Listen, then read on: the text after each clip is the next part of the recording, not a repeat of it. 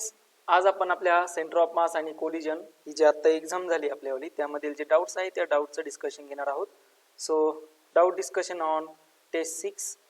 So यामधील जो doubt होता तो डाऊट आहे क्वेश्चन नंबर 1. तो समजून घेऊया. A uniform square plate ABCD has a mass 10 kg. If 2 point masses of 5 kg each are placed at the corners C and D as shown in the adjoining figure, then the center of mass shifts to the midpoint of. तुम्हाला सांगितलंय बघा centre of मास पुढे shift होणार आहे. Problem मध्ये तुम्हाला या पद्धतीने डायग्राम दिलेली आहे. सो या स्क्वेअर प्लेट आहे, इथं पॉईंट A, या ठिकाणी पॉईंट B, इथं असेल पॉईंट C आणि इथं असणार आहे पॉईंट D. तर त्यांनी असं सांगितलं की पॉईंट C आणि पॉईंट D मध्ये जे मास दिलंय, so here is a presence of mass. बघा ते किती आहे 10 kg. सो इथंही मास असणार आहे, तो असेल 10 kg आणि इथंही मास असणार आहे, सॉरी 10 kg नाही, किती 5 kg. Okay, so here is 5 kg, here is 5 kg. त्यानंतर पॉइंट डी वरती सुद्धा मास जे आहे ते आहे 5 kg एवढं. आता सेंटर ऑफ मासची पोझिशन विचारली. सगळ्यात सुरुवातीला ज्यावेळेस हे मास ॲब्सेंट असेल, प्रत्येक ठिकाणी 10 kg प्रत्येक ठिकाणी मास इक्वली डिस्ट्रीब्यूट असेल, त्यावेळेस सेंटर ऑफ मास कुठं असणार आहे पॉईंट ओ ला. आणि ज्यावेळेस 5 kg आणि 5 kg हा प्लेस केला जाईल, त्यावेळेस सी आणि डी मध्ये सेंटर ऑफ मास कुठं असणार आहे पॉईंट एच ला. मग आता तुम्हाला विचारलंय या पूर्ण सिस्टीमचा ABCD या पूर्ण सिस्टीमचा सेंटर ऑफ मास कुठं शिफ्ट होणार आहे. सो ही असेल त्याच्यावाली सेंटर ऑफ मासची पोझिशन कुठं असणार आहे O2H मध्ये, आणि तो आपला ऑप्शन येतो ऑप्शन नंबर 1. क्लिअर झालं सर्वांना? ओके, चला आता पुढील प्रॉब्लेम घेऊया. So problem next is problem number 2. हा डाऊटला विचारला गेलता, त्याचं पहिल्यांदा प्रॉब्लेम काय ते समजून घेऊया. Here is a problem. In a carbon monoxide molecules the carbon and oxygen atoms are separated by a distance 1.2 into 10 raised to minus 10 meter. So problem असा आहे बघा, कार्बन मोनॉक्साइड मॉलिक्युल्स आहे. So here is a C and here is a O, आणि हे दोन्ही एका डिस्टन्सना separated आहे, आणि ते डिस्टन्स जे दिलंय त्याला आपण D म्हणणार आहोत. ते आहे 1.2 into 10 raised to minus 10 meter एवढं डिस्टन्स आहे. आणि तुम्हाला विचारलं the distance of centre of mass from the carbon atom is. Carbon atom पासून याच्यावर सेंटर ऑफ मासचं डिस्टन्स किती, म्हणजे तुम्हाला हे डिस्टन्स विचारलं, त्याला आपण म्हणूया R1. हे डिस्टन्स तुम्हाला काय करायला लावलंय फाईन करायला लावलं, आणि हे उरलेलं डिस्टन्स काय असणार आहे R2 एवढं डिस्टन्स असेल. म्हणजे एक फॉर्म्युला आहे बघा सेंटर ऑफ मास मध्ये घेतलेला, कुठला माहिती सर्वांना, R1 इज इक्वल टू असतो M2 divided by M1 plus M2 multiply bye D असतो. आणि similarly R2 is equal to असतो M1 upon M1 plus M2 multiply bye D असतो. तुम्हाला कोणतं डिस्टन्स फाईन करायला लावलं, R1 हे डिस्टन्स फाईन करायला होतं, तर हा फॉर्म्युला तुम्ही यूज करू. म्हणजे R1 इज इक्वल टू असणार आहे मास ऑफ O2, M2 सांगितलंय म्हणजे mass of oxygen divided by mass of carbon plus mass of oxygen multiply by काय असणार आहे D. आणि D हे डिस्टन्स दिलंय 1.2 into 10 raised to minus 10. Mass of oxygen तुम्हाला माहिती आहे ते किती असतं 16 kg. मास ऑफ कार्बन तुम्हाला माहिती आहे ते किती असतं 12 kg. व्हॅल्यू टाकून द्या, आणि व्हॅल्यू जर टाकल्या तर आपला आन्सर येऊन जाणार आहे 0.69 into 10 raised to minus 10 metre. Clear झालं सर्वांना? होप सो सगळ्यांना प्रॉब्लेम व्यवस्थित समजला असेलच. आता प्रॉब्लेम नंबर 3 डाऊटला विचारला गेलता, तो समजून घेऊया. A circular plate of a diameter D is kept in a contact with the square plate of HD, small d आहे, as shown in figure. The density of the material and the thickness are same everywhere. आणि विचारलं the center of mass of the composite system will be. बरं, तुम्हाला विचारलंय centre of मासची position ह्या पूर्ण composite system मध्ये कुठं असेल. या सर्क्युलर प्लेट मध्ये असेल, सर्क्युलर प्लेट मध्ये असणार आहे की या सर्क्युलर प्लेट मध्ये असेल की या स्क्वेअर प्लेट मध्ये असेल असे तुम्हाला विचारलं. ऑब्विसली सेंटर ऑफ मास जो शिफ्ट होत असतो, म्हणजे जर व्हॉल्यूम इक्वल घेतलं दोन्ही ठिकाणी V1 इज इक्वल टू काय असेल V2, हे व्हॉल्यूम असणार आहे सर्क्युलर प्लेटचं, आणि हे व्हॉल्यूम असणार आहे स्क्वेअर प्लेटचं. व्हॉल्यूम असतं एरिया मल्टिप्लाय बाय त्याच्यावर काय असेल डिस्टन्स, इथंही असणार आहे एरिया मल्टिप्लाय बाय डिस्टन्स. तर ऑब्विसली ज्याचा एरिया जास्त असेल त्या ठिकाणी सेंटर ऑफ मास काय होणार आहे शिफ्ट होणार आहे मॅक्झिमम एरियामध्ये. मग पहिल्यांदा एरिया ऑफ सर्क्युलर प्लेट किती असणार आहे, pi multiply by r square. R आता हे डिस्टन्स फाईंड करूया. बघा या ठिकाणी तुम्हाला ए हे डिस्टन्स दिलंय. ए हे डिस्टन्स म्हणजे याची कंप्लीट काय आलेली आहे, डायमीटर आलेली आहे. मग याची रेडियस किती असणार आहे, ती असेल a/2 एवढी. म्हणजे एरिया 1 येऊन जातो पाय ए स्क्वेअर अपॉन किती असणार आहे 2 चा स्क्वेअर म्हणजे किती असेल 4. हे असेल इक्वेशन 1. आणि एरिया ऑफ सर्क्युलर प्लेट म्हणजे A2 असणार आहे, तो किती येऊन जातो a स्क्वेअर. आता कुठला एरिया जास्त असेल, A1 जास्त असेल का A2 जास्त असेल. So obviously A2 is greater than काय असणार आहे, A1 असणार आहे. So centre of mass is shifted inside the square plate. So you get the option. Third नंबरचा ऑप्शन असेल B, centre of mass of the composite system is inside the square plate. ज्याचा area जास्त त्या ठिकाणी त्याचा centre of मास असेल, म्हणजे या स्क्वेअर प्लेटमध्ये इथं कुठंतरी त्याचा सेंटर ऑफ मासची पोझिशन असेल या ठिकाणी कुठेतरी. होप सो सगळ्यांना हा प्रॉब्लेम व्यवस्थित समजला असेलच. यानंतर पुढील प्रॉब्लेम आहे प्रॉब्लेम नंबर 10. इथं मध्ये कुठेही विद्यार्थ्यांनी डाऊट विचारलेला नाहीये, तर डायरेक्ट प्रॉब्लेम नंबर 10 घेऊया. A stationary bomb explodes into two parts of masses 3 kg and 1 kg. आणि पुढे विचारलंय the total kinetic energy of two parts after explosion is 2400 kg. The kinetic energy of smaller part is, तुम्हाला विचारलं काय, smaller पार्टची kinetic energy किती असेल. आता problem मध्ये काय दिलंय ते पहिल्यांदा समजून घेऊ. So here is your problem. Okay, चला मग काय झालंय, एक स्टेशनरी बॉम्ब आहे. So here is a stationary bomb. It explodes after explosion into two parts. एकाचा मास आहे 3 kg आणि एकाचा मास आहे 1 kg. तुम्हाला दिलेली आहे टोटल कायनेटिक एनर्जी. काय दिलेली आहे, टोटल कायनेटिक एनर्जी. आणि ती टोटल कायनेटिक एनर्जी आहे 2400 जूल. एवढी ही काय आहे, कायनेटिक एनर्जी आहे. मग आता तुम्हाला विचारलं की स्मॉलर पार्टची कायनेटिक एनर्जी किती असेल.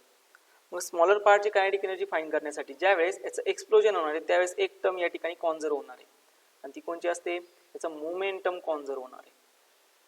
Momentum is conserve.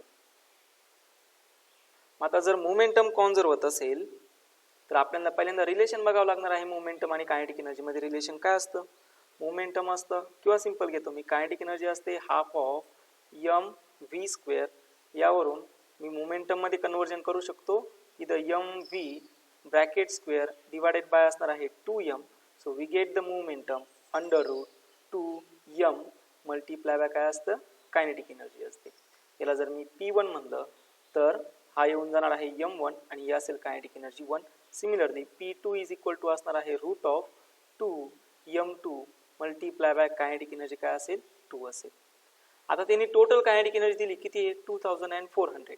मग टोटल कायनेटिक एनर्जी काय असते, kinetic energy first plus kinetic energy second is equal to 2400 joule. This is equation 1. त्यानंतर ह्या दिलेल्या दोन्ही इक्वेशन वरून जर मी रेशो घेतला तो रेशो काय येऊन जातो तुम्हाला माहिती आहे.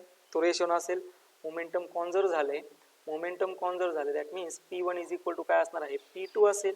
So you get under root 2m1 kinetic energy 1 is equal to under root 2m2 आणि इथं काय असणार आहे, कायनेटिक एनर्जी 2. स्क्वेअरिंग केली जर दोन्ही साईडची तर काय येऊन जातं, kinetic energy first divided by kinetic energy second is equal to असणार आहे ऑब्वियसली काय येऊन जातो, m2 डिवायडेड बाय काय आहे, m1 आहे.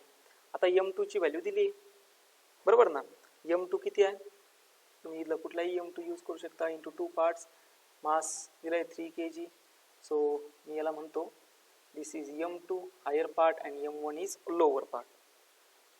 सो इथे येऊन जाणार 3/1. So you get kinetic energy 2 is equal to असणार आहे कायनेटिक एनर्जी 1 डिवायडेड बाय किती असेल, 3 असेल. आता काय करायचं,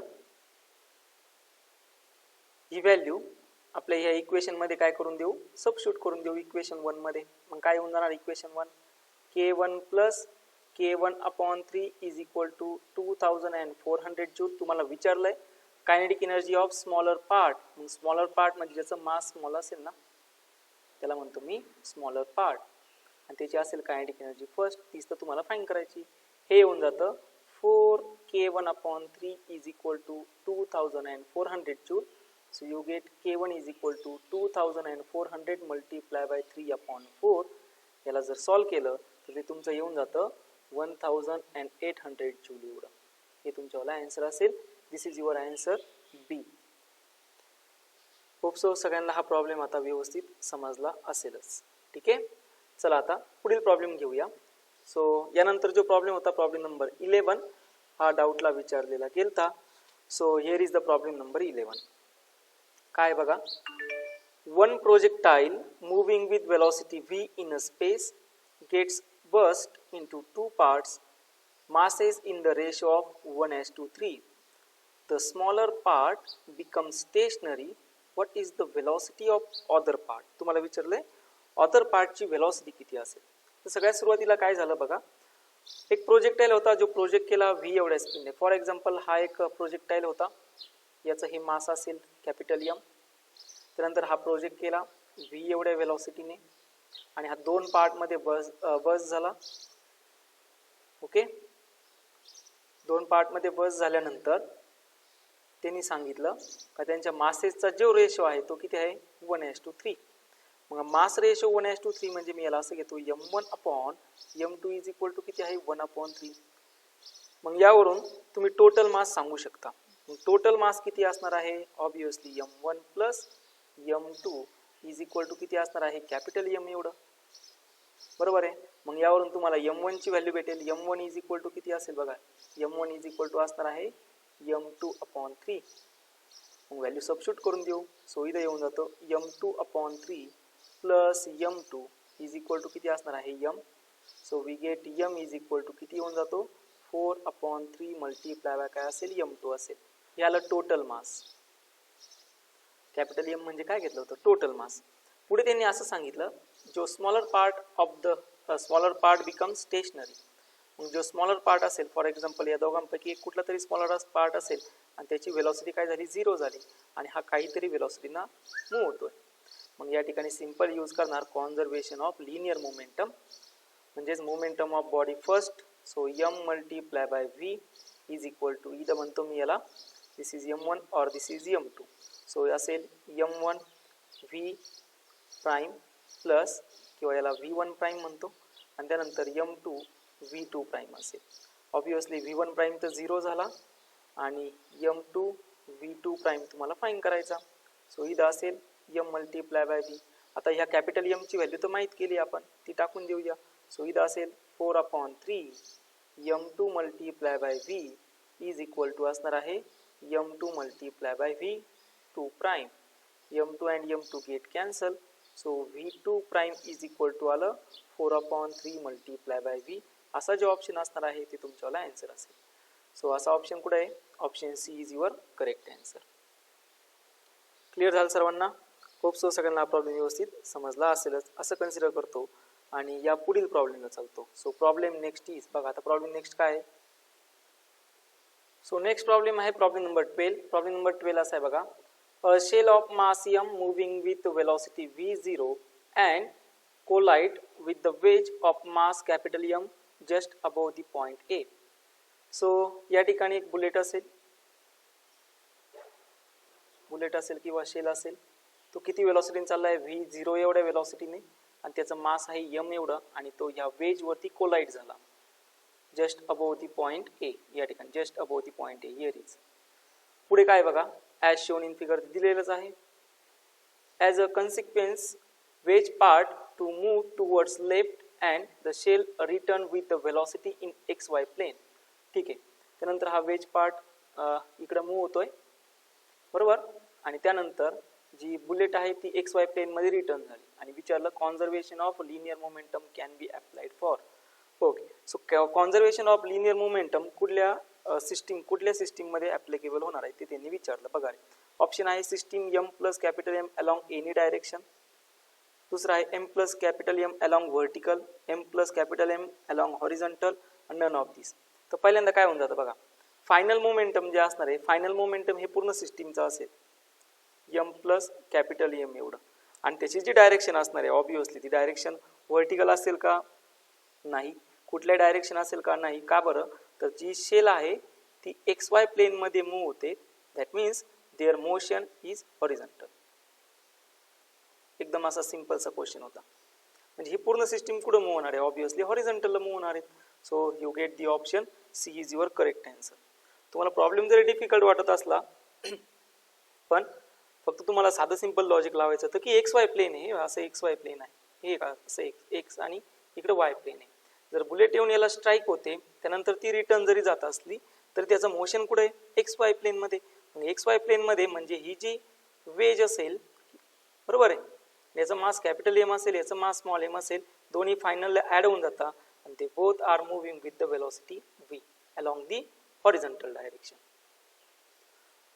होप सो हा प्रॉब्लेम सगळ्यांना व्यवस्थित समजला असेलच. त्यानंतर प्रॉब्लेम नंबर जर काही डाऊट असेल तर अजूनही विचारू शकता. प्रॉब्लेम नंबर 13 घेऊया.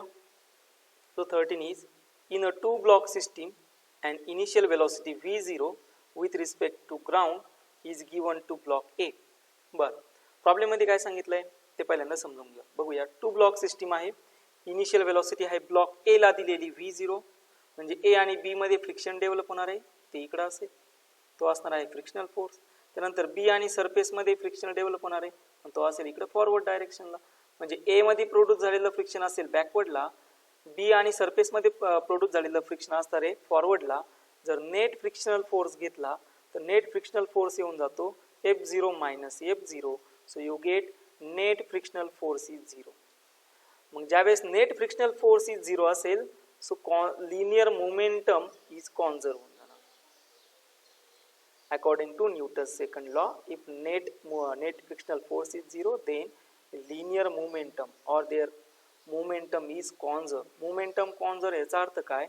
जर ए चं मोमेंटम, ब्लॉक ए चं मोमेंटम जर वाढत असेल तर बी चं मोमेंटम हे डिक्रीज होऊन जाणार आहे. याच्या रिव्हर्स, जर ए चं मोमेंटम डिक्रीज होत असेल तर बी चं मोमेंटम हे वाढत जाणार आहे. म्हणजे ए ला हे सेपरेटली जे मोमेंटम असेल ते कधीही प्रेझेंट नसणार आहे. म्हणजे आपला ऑप्शन जो ए आहे तो बघा, the momentum of block A is not conserve. Obviously separately block A चं मोमेंटम हे कधीही कॉन्झर्व नसणार आहे, पूर्ण सिस्टीमचं मोमेंटम कॉन्झर्व असेल. म्हणजे ऑप्शन ए करेक्ट आहे. The momentum of the system block A and block B is conserve, हे पण बरोबर आहे, आत्ताच घेतलं, आत्ता सांगितलं बघा. The increase in momentum B is equal to decrease in momentum of block A, हे पण आत्ताच घेतलं. जर इक्वल अमाऊंट मध्ये ए चं मोमेंटम वाढत असेल तर त्या इक्वल अमाऊंट मध्ये बी चंही मोमेंटम डिक्रीज होणार आहे. याच्या रिव्हर्स जर घेतलं, ए चं मोमेंटम जर डिक्रीज असेल त्याच इक्वल अमाऊंट मध्ये बी चं मोमेंटम वाढणार आहे. म्हणजेच आपले all of the above questions are options are correct. Okay, hope so सगळ्यांना हा व्यवस्थित समजला असेलच असं कन्सिडर करतो आणि यानंतर प्रॉब्लेम नंबर 14 ला चालतो. सो प्रॉब्लेम नंबर 14 काय तो पहिल्यांदा समजून घेऊया. So problem number 14 is a mass of 100 gram strikes the wall with the speed 5 meter per second at an angle as shown in figure. बरं, डायग्राम मध्ये दिलंय बघा. हा ब्लॉक आहे ज्याचा मास आहे 100 kg आणि ही जी वॉल दिली आहे ते वॉलला स्ट्राईक होतोय. तो स्ट्रायकिंग अँगल ऑफ इन्सिडेंट आहे त्याच्याला 60 degree. It rebounds with the same speed. Okay, जर v एवढ्या स्पीडनं चालला असेल तर तो रिबाउंड्स होताना सुद्धा v एवढी स्पीड आहे. If the contact time is 2 × 10⁻³ second. बरं, या ठिकाणी जो कॉन्टॅक्ट टाइम आहे तो कॉन्टॅक्ट टाइम दिला आहे. Time t is equal to 2 × 10⁻³ second. Millisecond एवढा टाइम मध्ये तो कॉन्टॅक्ट होतो. तुम्हाला विचारलं त्याच वेळेस तो किती फोर्स अप्लाय करणार आहे, असा सिंपलचा क्वेश्चन विचारला. मग आता फोर्स फाइंड करणार. फोर्स कसं फाइंड करणार? तर याच्यासाठी टाइम दिलाय, म्हणजेच इम्पल्सचा एक फॉर्म्युला माहिती तुम्हाला, अप्लाइड फोर्स मल्टिप्लाय बाय काय असतो? टाइम असतो, बरोबर. आणि याच ठिकाणी तुम्ही इझिली फाइंड करू शकता फोर्स किंवा according to Newton second law. Newton second law काय सांगतो? Rate of change of momentum with respect to time. बरोबर आहे, rate of change of momentum with respect to time. Impulse जरी असलं तरी इम्पल्स आपण फाइंड करतो रेट ऑफ चेंज ऑफ काय असतो? मोमेंटम असतो. आता rate of change of momentum find करावं लागेल. तर सगळ्यात सुरुवातीला मोमेंटम म्हणजे वेलॉसिटी फाइंड करू. मास तर आपल्याला माहिती. मग वेलॉसिटी कशी फाइंड करणार बघा. या वेलॉसिटी स्ट्राईक होते 60 डिग्रीला, म्हणजे याचे दोन कॉम्पोनंट्स आले, बरोबर आहे. दोन कॉम्पोनंट्स कोणचे, एक असेल याच्यावाला बघा थिटा अपोजिट कॉम्पोनंट असतो व्ही साइन थिटा आणि थिटा बिलॉंग्स कॉम्पोनंट असतो V cos theta. So V cos theta असणार आहे अलॉंग दी जे कॅप आणि व्ही साइन थिटा असणार आहे अलॉंग दी आय कॅप. त्यानंतर बघा इथं परत एकदा एक्सप्लेन करतो. ही अशी वॉल होती आणि ऑब्जेक्ट असा स्ट्राईक होत होता ॲट अन अँगल 60 डिग्री. त्यानंतर तो असा रिबाउंड्स होत होता सेम अँगलना 60 डिग्रीना. सो या वेलॉसिटीचे दोन कॉम्पोनंट झाले. एक आला त्याचा हॉरिझॉन्टल कॉम्पोनंट, एक आला त्याच्यावाला व्हर्टिकल कॉम्पोनंट. व्हर्टिकल कॉम्पोनंट आला व्ही कॉस थिटा अलॉंग जी वाय डायरेक्शन म्हणून जे कॅप घेणार आणि हॉरिझॉन्टल कॉम्पोनंट आलेला आहे v sine theta i cap. त्यानंतर सेम स्पीडनं तो रिबाउंड्स होतो. मग याचेही दोन कॉम्पोनंट्स, हा असेल याच्यावाला v cos theta j cap v cos theta आणि हा व्ही कॉस थिटा दोन्ही एकाच डायरेक्शनला आहे. आणि इथं असणार आहे v sine theta i cap. आता जर बघितलं तर या ठिकाणी हा व्ही साइन थिटा आणि हा व्ही साइन थिटा दोन्ही काय आहे, अपोजिट आहे. मग पहिल्यांदा एक एक मोमेंटम घेतो मी. पहिलं मोमेंटम P1 असेल इनिशियली, ज्यावेळेस तो स्ट्राईक होणार आहे त्यावेळेस तो येऊन जातो m multiply bye V1. Okay, so velocity सेमच आहे, मासही सेमच आहे. सो मी याला V1 न म्हणता V म्हणतो आणि V मल्टिप्लाय बाय असणार आहे किती mv. सो हिअर इज पहिल्यांदा असेल x म्हणजे mv sign theta i cap plus mv cos theta j cap. बरोबर आलं. त्यानंतर सेकंड मोमेंटम असेल P2, तो असणार आहे mv sign theta i cap. Obviously याची डायरेक्शन अपोजिट आहे, रिबाउंड्स होतोय म्हणून मायनस घेणार. प्लस हे बघा इथं आलंय मायनस, हे दोघांची डायरेक्शन हे दोघांची डायरेक्शन अपोजिट आली म्हणून याला काय घेतलं, मायनस घेतलं. आणि पुढे असणार आहे mv cos theta j cap. So आपलं इक्वेशन 1 काय आहे, rate of change of momentum. मग सिंपल व्हॅल्यू टाकून देऊ. F इज इक्वल टू पहिलं मोमेंटम असणार आहे P1 minus P2 divided by काय असणार आहे डेल्टा टी. P1 किती आहे mv sign theta i cap plus mv cos theta j cap minus minus minus plus होऊन जाणार mv sign theta i cap, परत प्लस और मायनस मायनस होऊन जाणार mv कॉस थिटा. इथं असणार आहे जे कॅप एवढं.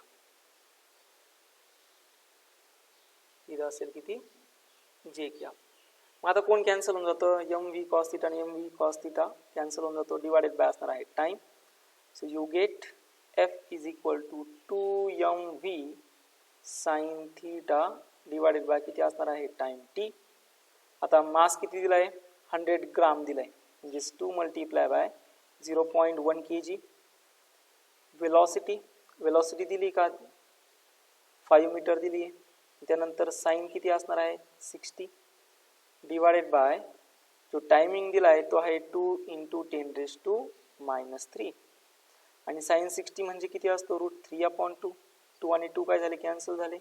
सो इथं असणार आहे 5 × याला घेतो मी 1 × 10⁻⁻1 × 10⁻³ × √3/2 आणि याला जर सॉल्व केलं तर ते येऊन जातं 250 √3 आणि कुठल्या डायरेक्शनला चालला आहे तो obviously left डायरेक्शनला.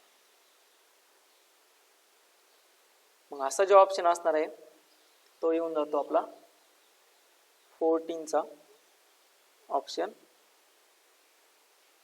Option C is your correct answer. Maybe answer key मध्ये जर डी आला असेल तर त्याचा मार्क्स जे आहे तो तुम्हाला भेटून जातील.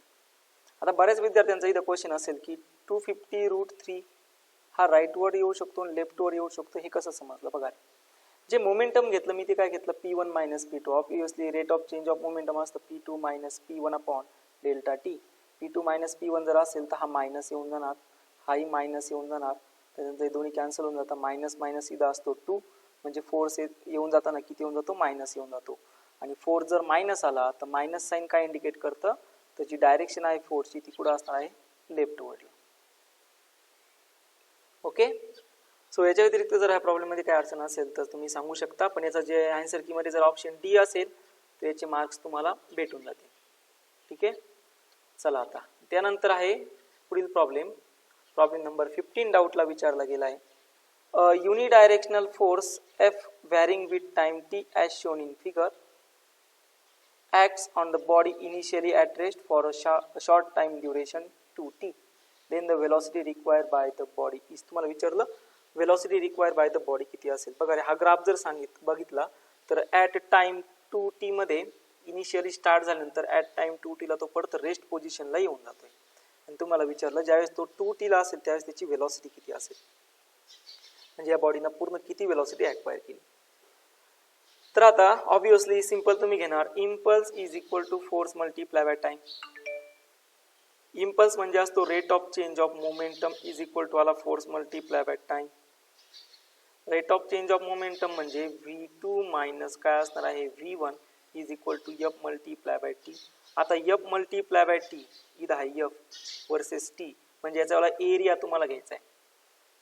मग ज्यावेळेस तो पहिला पॉझिटिव्ह वाय डायरेक्शनला गेला हा एरिया आणि हा निगेटिव्ह वाय डायरेक्शनचा एरिया, हे जर तुम्ही दोन्ही ऍड केले तर area f multiply by T किती होऊन जातो 0.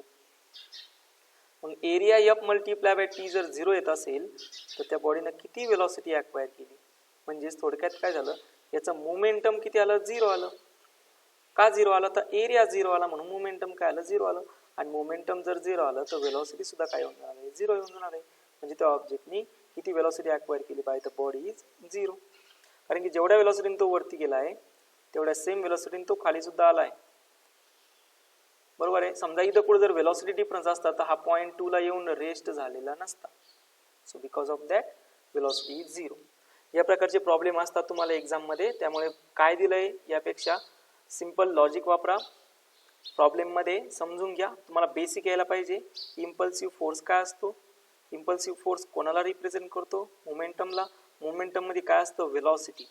मग f मल्टिप्लाय बाय टी आहे म्हणजे सिंपल काय एरिया फाइंड करा. आणि या दोघांचा एरिया जर ऍड केला तर तो ऑब्विसली एरिया काय येऊन जाणार आहे 0 येऊन जाणार आहे. आणि 0 येऊन जाणार म्हणजे तो 2t ला पोहोचण्यासाठी त्या बॉडीने किती वेलॉसिटी ॲक्वायर केली 0. क्लिअर झालं सर्वांना. ओके. यानंतर पुढील जो प्रॉब्लेम आहे तो प्रॉब्लेम नंबर घेऊया, प्रॉब्लेम नंबर 16.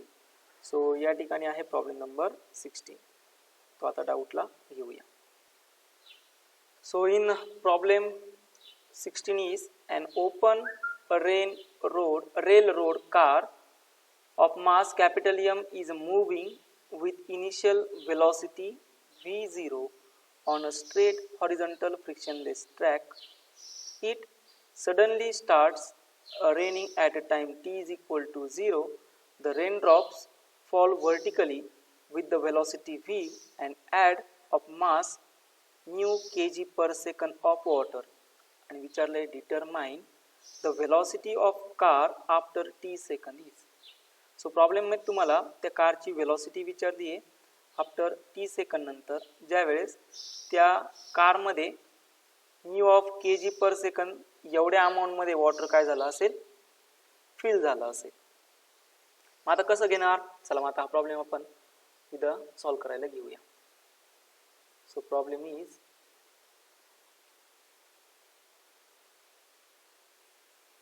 बघा सिंपल प्रॉब्लेम मध्ये काय सांगितलं, फॉर एक्झाम्पल हा एक ट्रॅक असेल आणि या ट्रॅकवरती ही जी कार असेल याचा जो रूफ आहे तो ओपन आहे आणि त्यानंतर ही किती वेलॉसिटीने चाललेली आहे ती वेलॉसिटी दिली आहे v0 एवढी इनिशियल वेलॉसिटी. आणि यामध्ये जे रेन आहे ते किती स्पीडने येत आहे तर त्या रेन ड्रॉपची व्हर्टिकल वेलॉसिटी दिलेली आहे v एवढी वेलॉसिटी दिलेली आहे. आणि त्यानंतर किती अमाऊंट यामध्ये जमा झालाय म्यू के जी पर सेकंड मध्ये. तुम्हाला मास फाइंड करावं लागेल. पहिल्यांदा मास किती असेल बघा, मास इज इक्वल टू काय असणार आहे म्यू मल्टिप्लाय बाय टी. कसं काय, अमाऊंट ऑफ मास दिले के जी पर सेकंड आणि जर तुम्हाला विचारलं याचा फोर्स किती असेल तर फोर्स कसं फाइंड करणार, हे झालं तर मास. मास किती आलाय म्यू, टाइम जोडला तर ते काय होऊन जातं कम्प्लीट मास. ऍक्च्युअली जे किती अमाऊंट जमा झालं पर सेकंड मध्ये म्यू के जी पर सेकंड एवढं जमा झालं तर मग मास ऍक्च्युअल किती आहे ते असलं आपण म्यूला फक्त काय केलं टी ने मल्टिप्लाय केलं.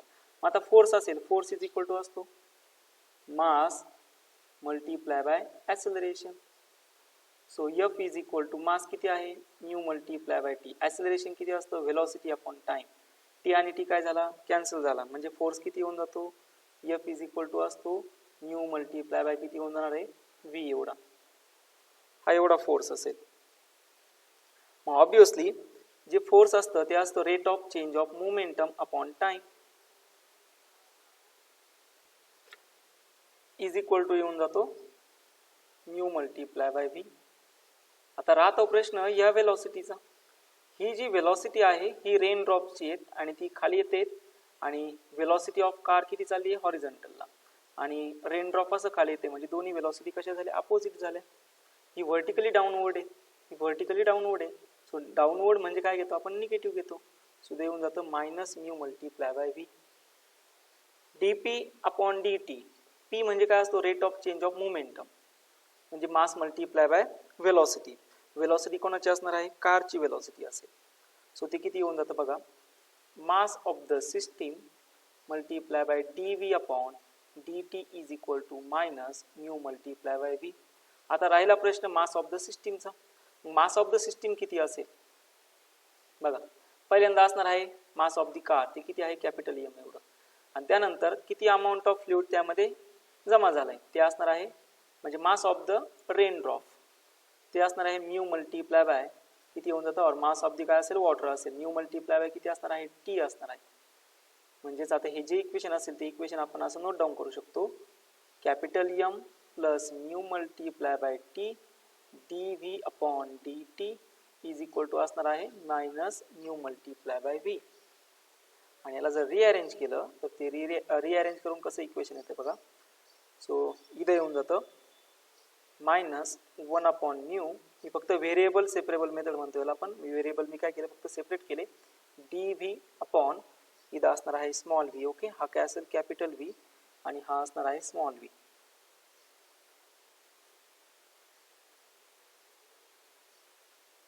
इथं हा असेल capital V. So this is capital V आणि इथं असणार आहे स्मॉल व्ही. इथं असेल one upon capital M plus mu multiply by t into काय असेल डी टी असेल. आता पुढे काय करणार बघा याच्यातून एक व्हॅल्यू सेपरेट करायची म्हणजे काय करणार इंटिग्रेट ऑन बोथ साइड आणि तुम्हाला इंटिग्रेशन येतं इंटिग्रेट ऑन बोथ साइड. आता कसं इंटिग्रेशन करणार चला याला इंटिग्रेट करू. इथं वेलॉसिटी चेंजेस होत आहे. इनिशियल वेलॉसिटी किती व्ही 0 कुठपर्यंत पोहोचायचं आहे व्ही पर्यंत पोहोचायचं आहे म्हणजे one upon mu D v upon काय असणार आहे व्ही इज इक्वल टू इथं ही टाइम असेल 0 टू तुम्हाला विचारलं आहे आफ्टर टी सेकंड. सो इथं असणार आहे डी टी डिवायडेड बाय इथं असेल capital M plus mu multiply by t. Okay मग आता याला कसं सेपरेट आउट करणार इथं वन अपॉन व्हीचं जे इंटिग्रेशन असेल ते one upon mu l n of काय असणार आहे. सो ऑब्विसली ते येऊन जातं एल एन ऑफ म्हणजे लिमिट जर पूर्ण सबस्टिट्यूट करून दिलं ते असेल l n of v 0 upon काय असणार आहे व्ही असणार बरोबर आहे. Upper limit minus lower limit करतो ना त्या पद्धतीने. आणि इथं येऊन जातं इज इक्वल टू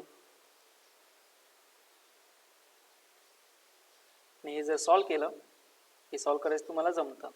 ओके ते येऊन जातं one upon mu l n of इथं असेल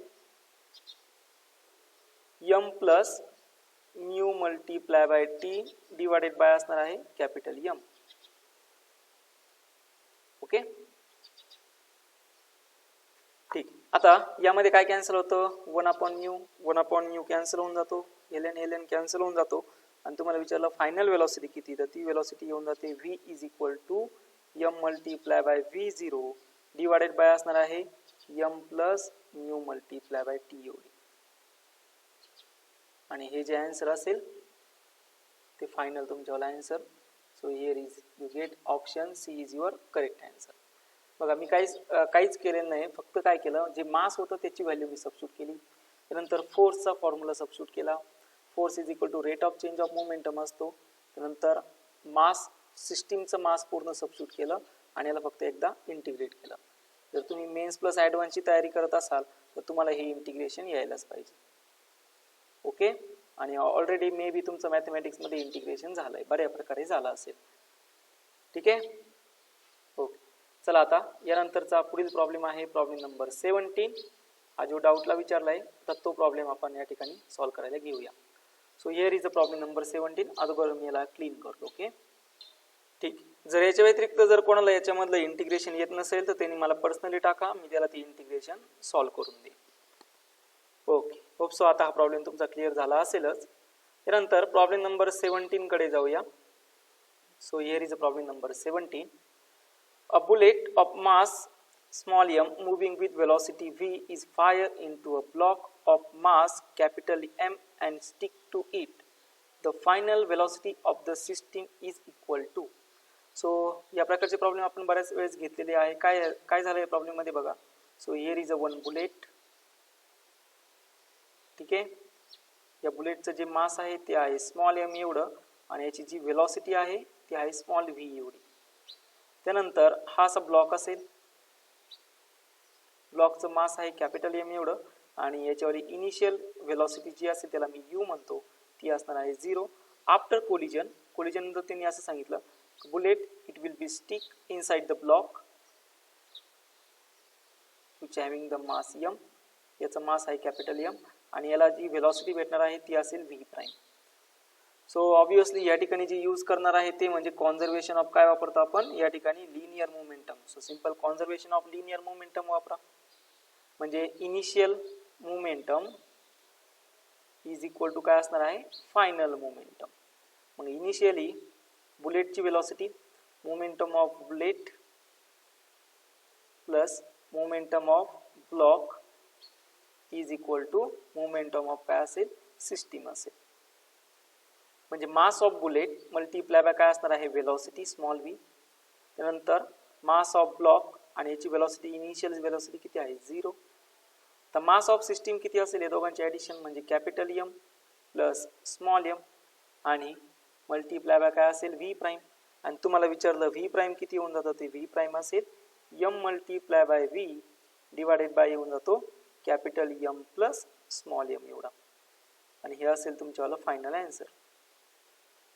असा ऑप्शन कुठे आहे. So this is your option B is your correct answer.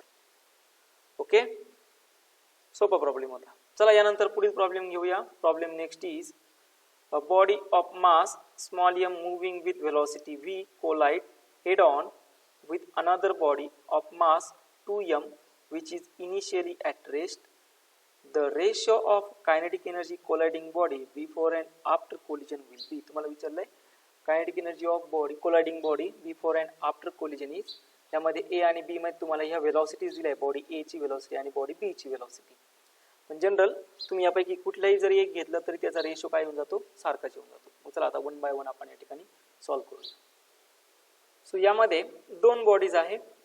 So here is a body 1 which is having mass small m is moving with the velocity v. Another body of mass 2m which is initially at rest. This is initial condition. Now after that here is a body 1 is collide with the other body. mass याचा m आहे आणि याचा mass आहे 2m. आणि आता हे पूर्ण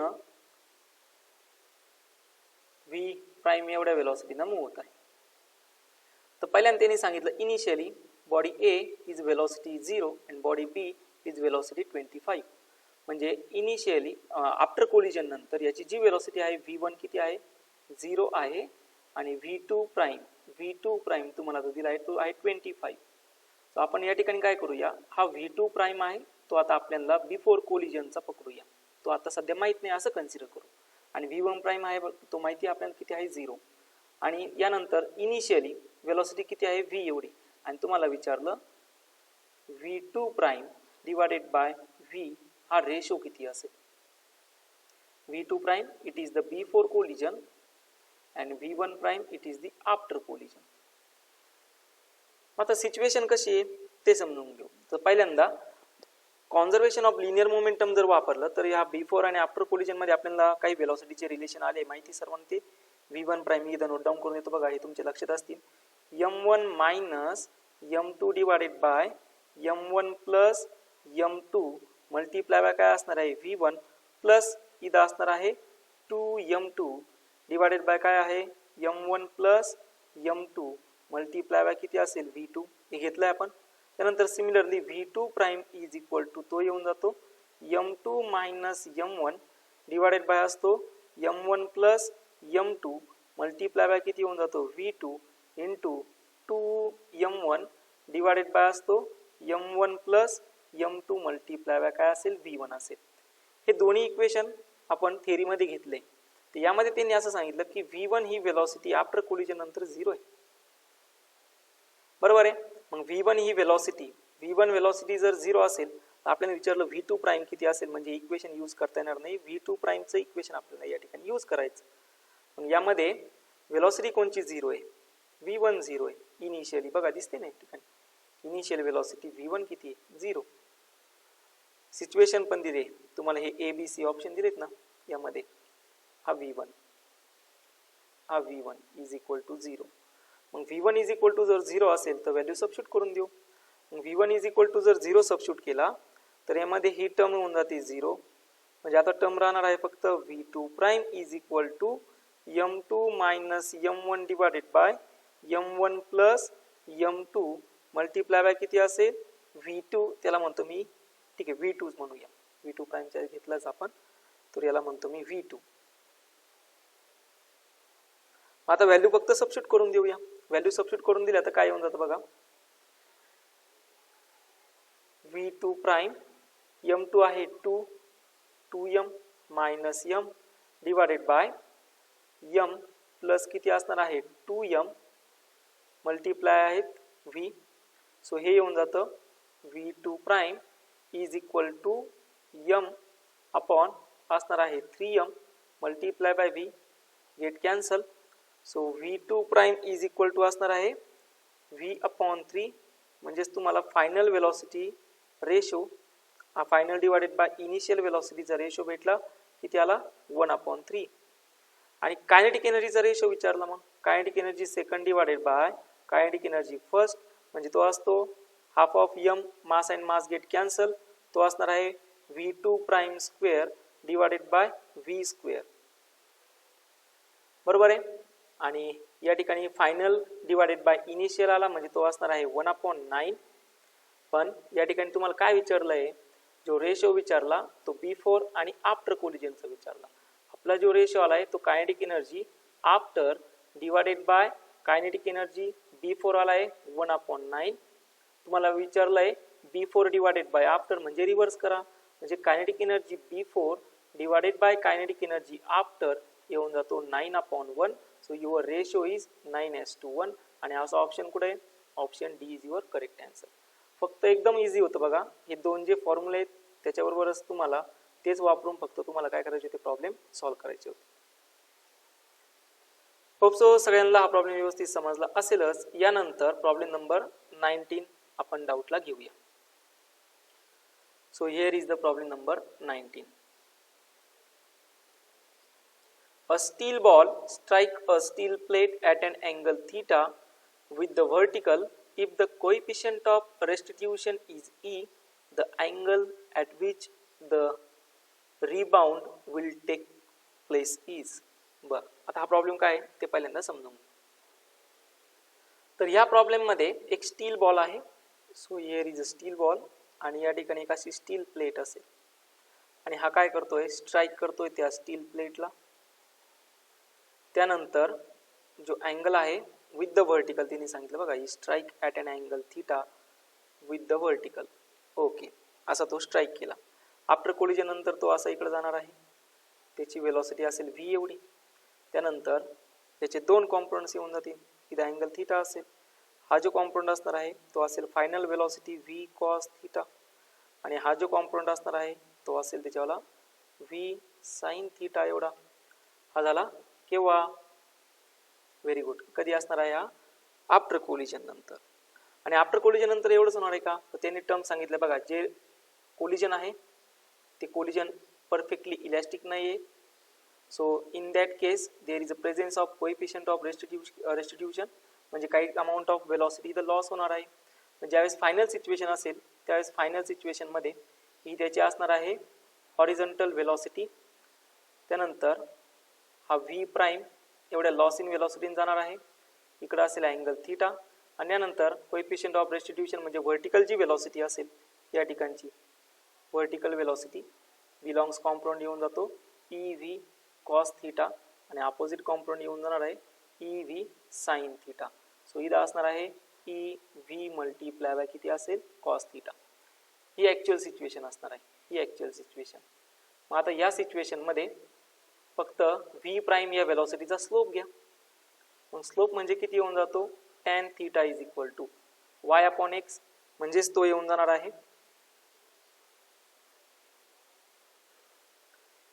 तो येऊन जातो e v cos theta divided by असणार आहे व्ही साइन थीटा. कोण कॅन्सल होतं, व्ही आणि व्ही कॅन्सल होऊन जातात. So you get tan theta is equal to e. त्यानंतर सो इथं असेल cos theta upon sine theta, म्हणजेच किती येऊन जाणार आहे तो असेल tan theta.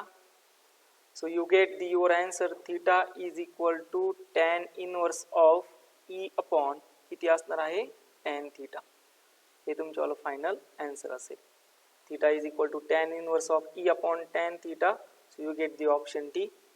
May be question पेपरमध्ये जर ऑप्शन बी असेल तर तुम्हाला याचे मार्क्स भेटून जातील. क्लिअर झालं सर्वांना? Very good. यानंतर जर अजून काही डाऊट असेल तर तुम्ही विचारू शकता, पर्सनल टाका, मी तुम्हाला तो सॉल्व्ह करून देईन. ओके. सो नेक्स्ट आहे प्रॉब्लेम नंबर 20. चला मग आता हा 20 लास्ट प्रॉब्लेम घेऊया, त्यानंतर राहिलेले नेक्स्ट लेक्चरमध्ये कंप्लीट करू. So problem last is the collision of two balls of equal masses take place at the origin of coordinates. Before collision, the components of velocity are Vx 50 cm per second, Vy 0 and Vx minus 40 cm per second, Vy दिला आहे 30 cm per second. The first ball comes to rest after collision and विचारलं the velocity component Vx and Vy respectively of the second balls are. तुम्हाला विचारलंय velocity component second बॉलचे किती असतील. मग याला कसं सोडवणार? चला मग आता सुरुवात करूया. वेलॉसिटी फर्स्ट बॉल आणि सेकंड बॉल, पहिल्यांदा प्रॉब्लेम काय तो एकदा क्लिअर करू. So in problem there is having two balls. Here is a ball 1. दोन्ही ओरिजिन येऊन कोलाइड होत आहे. त्यानंतर याची जी वेलॉसिटी आहे वेलॉसिटी अलॉंग एक्स डायरेक्शन आहे 50 सेंटीमीटर पर सेकंड आणि वेलॉसिटी अलॉंग वाय डायरेक्शन आहे 0. बरोबर आहे. त्यानंतर दुसरा बॉल जो येतोय फॉर एक्झाम्पल तो असा इथून कुठून येत असेल, याची वेलॉसिटी असणार आहे इकडे येऊन तो समजा इथं ओरिजिन असेल इकडे येत असेल त्याची वेलॉसिटीचे दोन कॉम्पोनंट, एक असेल Vx आणि एक असणार आहे Vy. मग याचा Vx हा कॉम्पोनंट येऊन जातो -40 सेंटीमीटर पर सेकंड आणि Vy हा एक कॉम्पोनंट असणार आहे तो असेल 30 सेंटीमीटर पर सेकंड आणि या ठिकाणी दोन्ही येऊन असे कोलाइड होतील ओरिजिनला या ठिकाणी. ओके, हा इकडून आला असेल आणि त्यांनी असं सांगितलं की after collision the first ball to rest, म्हणजे हा जो असेल आफ्टर कोलिजन नंतर हा कुठं होणार आहे रेस्ट होणार आहे. म्हणजे velocity of first ball after collision ही किती असेल 0. आणि तुम्हाला विचारलं ज्यावेळेस हा वेलॉसिटी ऑफ सेकंड बॉल याचे एक्स अँड वाय कॉम्पोनंट किती. मग आपण बघा घेत असतो equation distance 1 centimetre, x centre of mass m1 x1 घेतो, m1 x1 plus m2 x2 बरोबर ना, डिवायडेड बाय असतो m1 प्लस इथं असतो m1 plus m2 plus m3 and so on. या पद्धतीने आपण घेत असतो. त्यानंतर असंच इक्वेशन आपण y सेंटर ऑफ मास साठी सुद्धा घेत असतो m1 y1 plus m2 y2 आणि डिवायडेड बाय असतं m1 plus m2 plus m3 and so on असं घेत असतो आपण. मग आता सिमिलर आपल्याला वेलॉसिटीज घ्यायचे. मग वेलॉसिटी सेंटर ऑफ मास म्हणजे वेलॉसिटी अलॉंग एक्स घेतो मी, ते असेल m1 v1 x plus m2 v2 x divided by असणार आहे m1 प्लस m2 कारण की इथं दोनच बॉडी आहे म्हणून. त्यानंतर वेलॉसिटी अलॉंग y असणार आहे ते येऊन जातं m1 v1y plus m2 v2y divided by असणार आहे m1 प्लस m2. मग आता सगळं तुमच्या समोर आहे, व्हॅल्यूज फक्त टाकून देत चालू. पहिल्यांदा v1x फाइंड करू. So vx is equal to velocity of second body along x direction, final velocity. These all are final velocities and these all are initial velocity. मास 1 दिलेला आहे, सो त्याला आपण या ठिकाणी फक्त m च घेऊया, तो असेल m. दोन्ही सेम मासेस आहे, इक्वल मासेस इथं सांगितले बघा, two balls having equal masses. So इथं घेतो मी m. Velocity along x direction आहे फर्स्ट बॉलची 50 प्लस m आणि वेलोसिटी सेकंड बॉलची अलॉंग x डायरेक्शन ती दिलेली आहेत 40, म्हणजे येऊन जातं -40 डिवायडेड बाय m प्लस काय असेल m असेल. सो वेलोसिटी ऑफ x येऊन जातं बघा, इथं असणार आहे 50 म्हणजे येऊन जातं 10 m डिवायडेड बाय काय असणार आहे 2m. m and m get cancel, ते असतं 5 सेंटीमीटर पर सेकंड.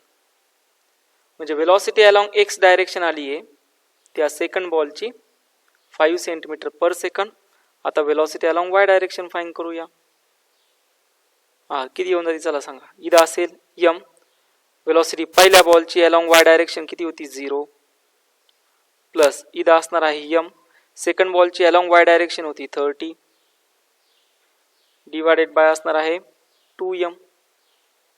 सो ते येऊन जातं 30 डिवायडेड बाय 2, म्हणजेच ते येऊन जाणार आहे 50 centimetre per second. So velocity along x direction आलेली आहे 5 centimetre per second. Velocity along y direction आलेली आहे 50 सेंटीमीटर पर सेकंड. सो असा ऑप्शन जो असेल ते तुमच्यावाला आन्सर असणार आहे, म्हणजे 5 and 15. So you get option C is your correct answer. ठीक आहे, ओके. सो यानंतर फक्त शेवटचे 5 प्रॉब्लेम्स राहता. लेक्चरही बरंच मोठं झालेलं आहे. सो हे 5 प्रॉब्लेम आपण उद्याच्या लेक्चरमध्ये कव्हर करूया. याच्या व्यतिरिक्त जर आता जेवढे प्रॉब्लेम्स आपण सॉल्व्ह केलेले आहेत याच्यामध्ये जर कोणाला डाऊट असेल तर नक्की विचारायला विसरू नका. Okay, thank you.